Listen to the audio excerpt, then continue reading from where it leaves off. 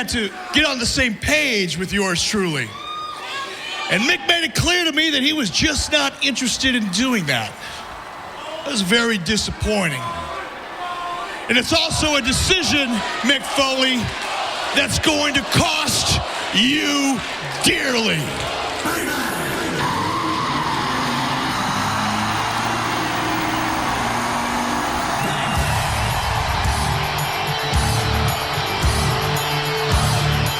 From the very moment that Eric Bischoff set foot in TNA, Mick Foley was outspoken that he would never work with Eric.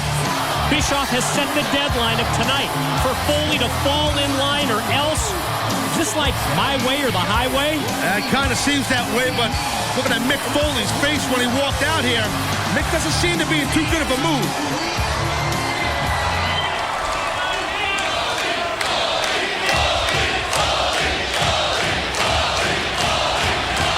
You know, Eric,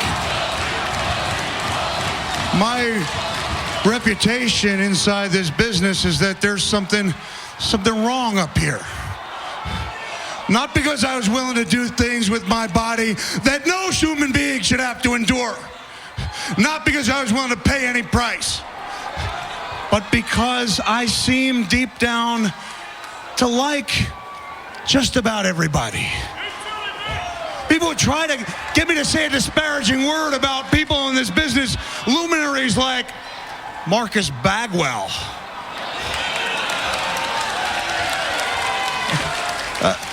Paul Heyman. Jim Hellwig. The Warrior. And the truth is, deep down, I don't dislike anybody. But you are the exception that proves the rule because I hate your stinking guts.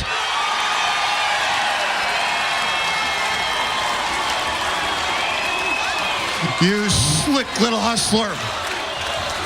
You are the polar opposite of everything I am. The antithesis of everything that I believe in.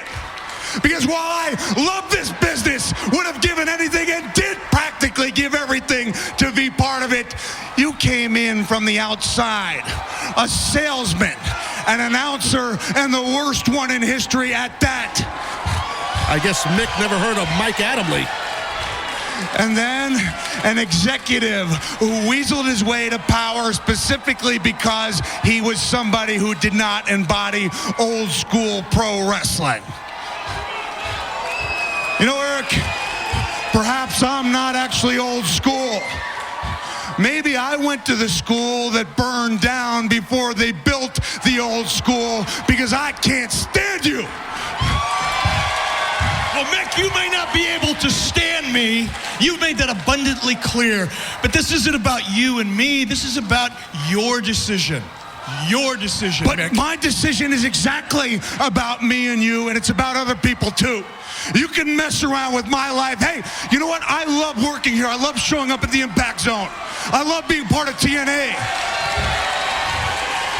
But I've always prepared myself for a worst case scenario, which is why at age 22, when other wrestlers lack the ability to look into the future, I was saving every dime. I was sleeping on the cot at the Red Roof when I was the WWE champion. I drive a piece of crap minivan, and I do it because I don't want to have to answer to idiots like you. And I won't. But then, hey, no. You hear me out. Because I marked down 2 words on my hand. 2 names, JB and Abyss. How dare you? Who the hell are you to mess around with the lives of other people? You think JB is just a guy with the buggy eyes who holds a microphone? Yeah. Do you know how many hats this guy wears backstage at TNA? The Impact Zone would shut down without JB.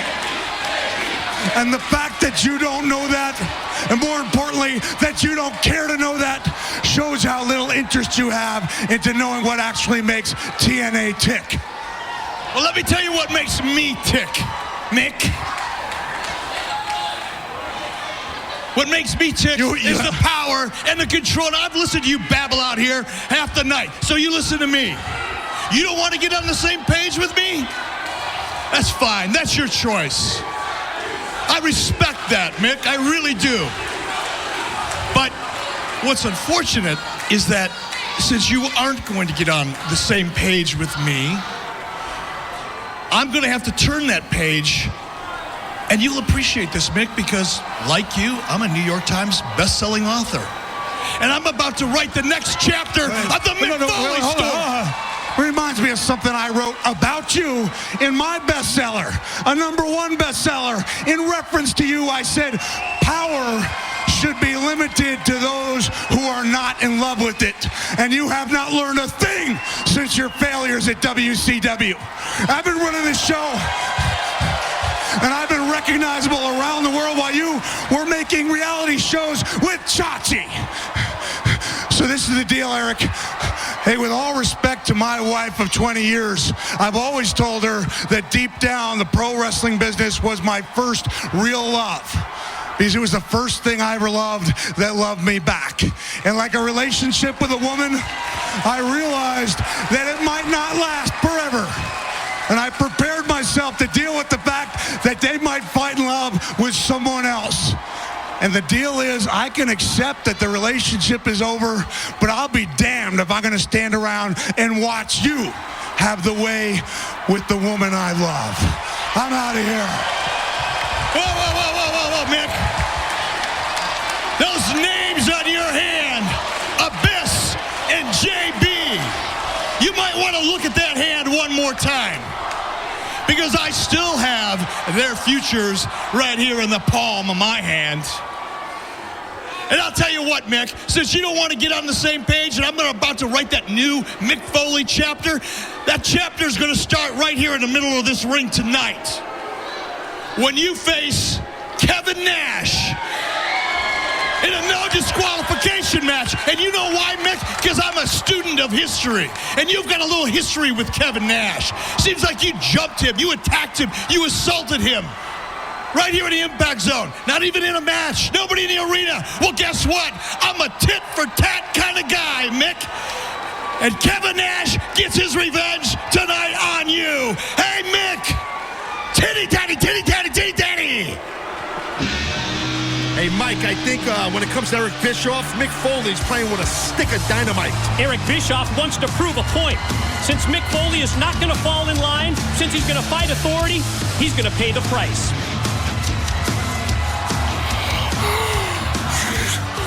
Jimmy! Did you hear that? Did you just see that? JB, I gotta ask you, am I gonna be okay? Does it sound like you're gonna be okay? You think I'm okay? I just came by to get my last check. No, JB, no. Let me tell you something. I worked for Eric Bischoff 10 years ago, and nothing's changed. When Eric Bischoff's around, nobody's okay. Take care. Oh my God. Oh my God, am I gonna be okay? Oh my God, what's going on? Later tonight on Impact, Tara defends the knockout title against Angelina Love. But now let's get pre-match comments from the champion. We're here with TNA knockout champion Tara. Now tonight is your first title defense match against Angelina Love, and I know there's a lot of history there. A lot of history, Christy. When I first came to TNA, she made my life miserable. Every single day, torture. But since she's come back, she seems to be a different person, and I like that. And she proved that last week when she came in to help us take out the beautiful people, Hamada, Kong, and myself. But if I know Angelina, she has her eye on the prize. And last week, she did earn my respect. But there's one thing she's not going to earn, is this championship belt. Angelina Love, I hope you're ready for me, because I'm ready for you. That knockout title match, it's later tonight, but now it's time for the new tag team champions to face some very stiff competition. It's like Night of the Champions here. Ladies and gentlemen, the following contest is for the TNA World Tag Team Championship, scheduled for one fall with a 10-minute time limit. Introducing first the challengers from New York City, Brother Ray, Brother Neva,